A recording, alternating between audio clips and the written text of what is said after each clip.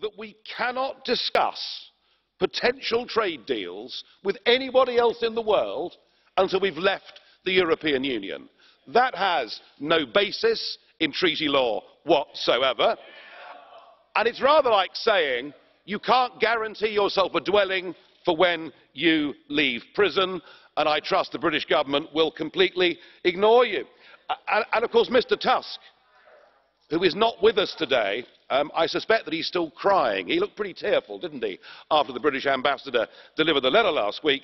He tells us in his memorandum that any future trade deal must ensure that the United Kingdom is not allowed to have a competitive advantage. This is all impossible, and you add to that the hypocrisy of, on the one hand, saying the EU will negotiate as one, and clause 22 of the Tusk document saying that actually Gibraltar, that the Spanish can have a total veto over the whole trade deal if they're not happy with the sovereignty of Gibraltar. We believe in national self-determination.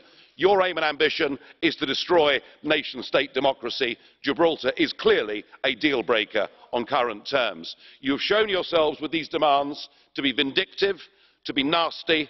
All I can say is thank goodness we're leaving.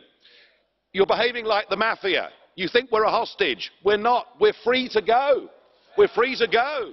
And 85, and now I do understand. Onorevole Farage. I do understand. Onorevole Farage. Sorry, Mr. Farage. Listen, I'm trying to give you the chance to speak and say everything you want to say. But if you're talking about the mafia, you're saying this Parliament is behaving like the mafia. As far as I'm concerned, that's unacceptable.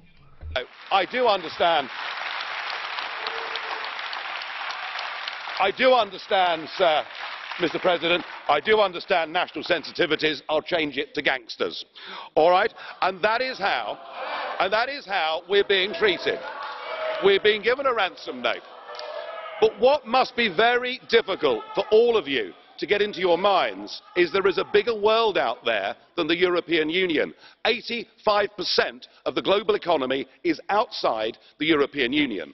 And if you wish to have no deal, if you wish to force us to walk away from the table, it is not us that will be hurt. Do you know, we don't have to buy German motor cars. We don't have to drink French wine. We don't have to eat Belgian chocolate. There are a lot of other people that will give that to us. A return to tariffs